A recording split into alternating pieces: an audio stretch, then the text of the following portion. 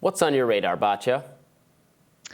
Over the past 15 years, the motley coalition that makes up the Democratic Party has undergone what one researcher is calling a dramatic demographic change in a new paper published by the Manhattan Institute. Political scientist Zach Goldberg, the academic who first uncovered the Great Awakening, has found a new and growing class divide not just between the Democrats and the Republicans, but within the Democratic Party itself. And it's a divide that maps onto race. Though the white share of the Democratic Party has declined significantly, the attrition has been mostly from whites without a college degree. The white Americans who remain Democrats are increasingly likely to be college educated, while non-white Democrats remain mostly non-college educated. This new class divide within the Democratic coalition marries white elites with working class people of color, quote, exacerbating socioeconomic inequalities within the coalition, as Goldberg put it. Quote, those with a college education tend to be wealthier and have higher socioeconomic status than those without, but they also tend to be more socially liberal and more likely to prioritize post-material moral concerns over kitchen table issues, writes Goldberg. And because education and wealth correlate with political power, the Democratic Party will likely become a majority-minority party relatively soon, but one that is still largely and disproportionately steered by liberal, college-educated whites, writes Goldberg. We've already seen where the over-credentialed elite has navigated what was once the party of labor, radically astray from the priorities of the working class. Consider the defund the police movement, so popular among the denizens of gated communities and liberal enclaves with private security, yet so unpopular with Black Americans, less than 20% of whom supported the movement. Or consider the kind of people who list climate change as a major threat and extremely important issue, for which there exists a 30-point gap separating Democrats overall from Black Democrats specifically. Or consider last month's finding from the Pew Research Center. Pew found a huge difference between white and Black Democrats on the question of transgender identity. When it comes to gender, fully 72% of white Democrats believe that whether a person is a man or a woman is a matter of subjective identity, compared to just 33% of Black Democrats.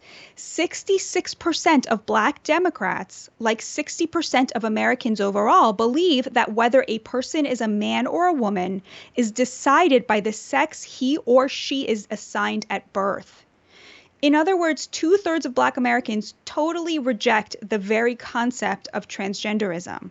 Perhaps even more surprising is that this number has risen significantly by 11% since 2017, Pew found.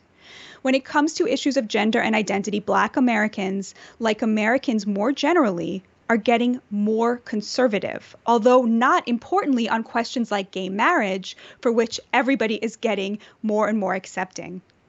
Of course, you wouldn't know this from the kinds of proposals you hear from the party that purports to represent Black voters. And if you want to know why, consider that in addition to the racial divide separating Black and white Democrats over the trans issue, there is also a class divide. Pew found that among college-educated Democrats, 72% said, quote, a greater acceptance of transgender people is good for society, compared to just 45% with a high school diploma or less. This divide is the only endgame in a party in which a racial divide is mapped onto a class divide. But it's not just on cultural issues or questions of identity. You can see the two-tiered nature of the new Democratic Party in the way the party has flipped its position on immigration. Once the Democrats viewed limiting immigration as a huge priority because it was seen, correctly, as crucial to protecting working-class jobs and wages. As recently as 2015, Bernie Sanders was scoffing at the suggestion of open borders as a, quote, Koch brothers proposal, though by 2020 he was committing to decriminalizing illegal border crossing. But even by 2015, Sanders' position was a nostalgic throwback to a time when the Democratic Party was truly the party of labor. National unions themselves underwent this change on immigration, reflective of a larger shift towards a college-educated leadership that has been alienating rank-and-file members, presaging the development in the Democratic Party more broadly. Meanwhile, Black Americans remain deeply skeptical about unfettered immigration. Black Americans are more supportive of limiting immigration than any other bloc of the Democratic coalition, the sociologist Musa Al-Gharbi reported. And Hispanics actually tend to be more concerned about illegal immigration than are whites or Blacks. The support Black and Hispanic Americans have for securing the border puts the lie to the slander that it's white supremacy that makes Americans worried about mass immigration, a slander that white over-credentialed Democrats created to smear Republicans, safe from the pinch of competition from laborers without an education from other countries. Meanwhile, they sentenced their own voters to pay the price for their vanity morals. Expect much more of this. In his State of the Union address, President Biden made an impassioned plea to blue-collar voters that Democrats are still the party of labor. With an emphasis on reshoring manufacturing and fighting fentanyl, he sounded a lot like President Trump. Yet skeptics heard only hot air, and you can understand why the next day, when James Carville, the famous Democratic consultant and strategist, called the Republicans white trash for their vocal opposition to the president. Take a look at this.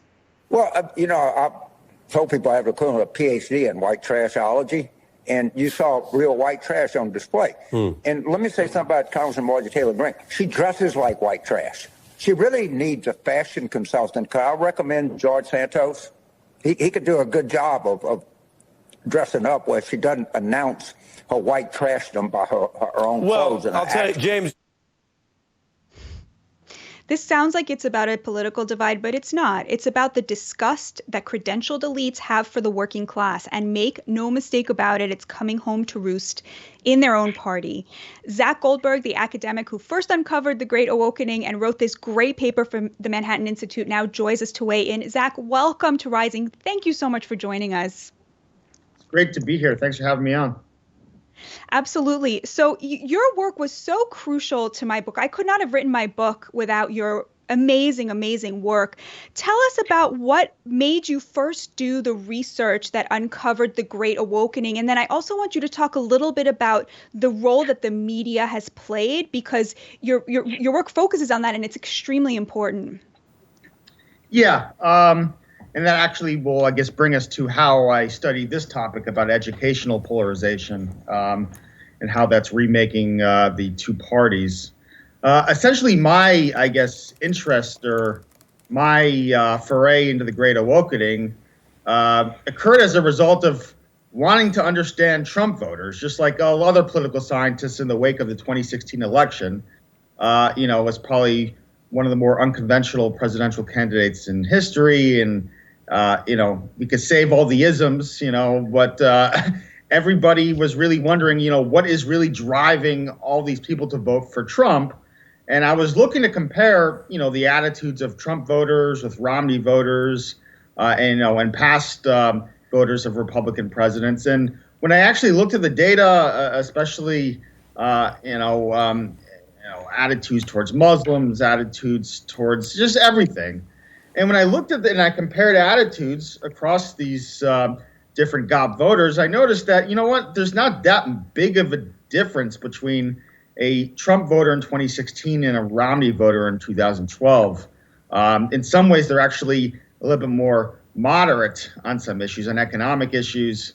Anyways, I was expecting to see a massive gulf between the racism of the 2016 Trump voters and the Romney voters, and I didn't really see much. But what I did see was a really an unprecedented growth in the liberal direction among, Democratic voters. Between Hillary voters in 2016 and the Obama voters of 2012, and I wanted to see, okay, this is pretty unprecedented. When do these changes really begin? And this is kind of what brought me to really look at hundreds and hundreds of different, measures of attitudes across time to really trace when this big shift in Democratic public opinion, or white liberal public opinion especially, had occurred.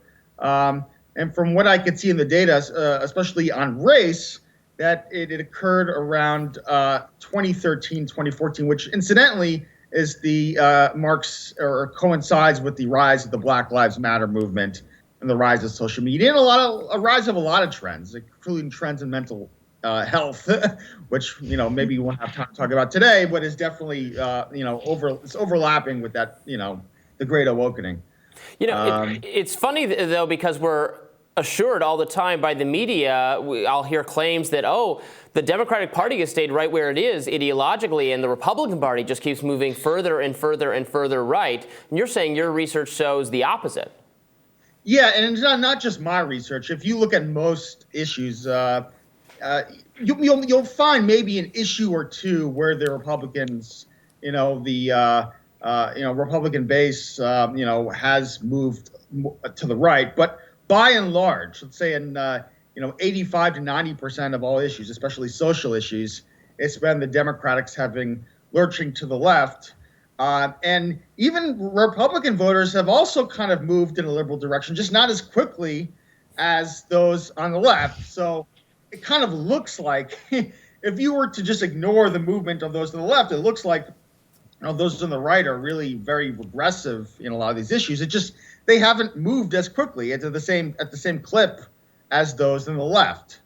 So that's why it appears like I said, you could find some issues maybe that they've moved to the right, but by and large, on immigration especially, which they're tied to being more radical, or really they haven't moved in decades. They've had the same position. It just happens that you have politicians like Trump that are kind of playing to this already pre-existing sentiment that's always existed. It hasn't really changed much among rank and file, conservatives. But now you have. So Zach, talk us through how the media has played a role in creating the misapprehension that Robbie just pointed out. Like, what is the role the media has played both in fomenting the Great Awakening and also in trying to convince us that it's Republicans who have become more extreme when it's actually the left that has? Well, yeah. My dissertation work has looked at the trends in the frequency at which the media is covering certain topics, such as racism, such as white supremacy, such as privilege, all the buzzwords. These are terms that really were only very sparingly used back, let's say, as recently even as like 20 years ago. And in around 2000, like I said, around 2012, during that period, let's say the early years of the second Obama term, you see this massive spike in interest in the amount of in the frequency that the media is using terms like racist. And I think a part of that, and I don't mention this explicitly in my dissertation, but I think a part of that is the Tea Party, the rise of the Tea Party, was construed in a lot of liberal circles as being, racially motivated.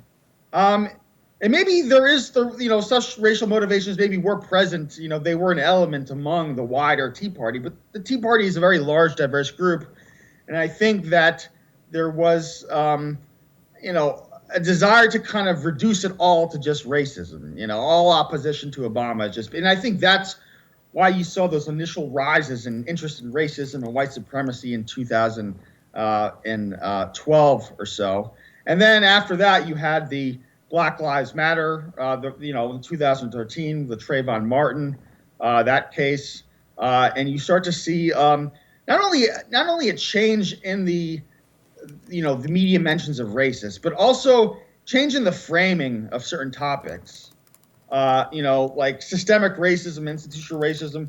These are academic terms that have been around since the 1970s. And we really, they've been very rarely used, seldom used in the media. But during this period, you start to see a very rapid rise, a steady rise in the extent that these issues are being viewed or, in terms of systemic racism, for instance. That's not something, a frame that the media has used very much until recently.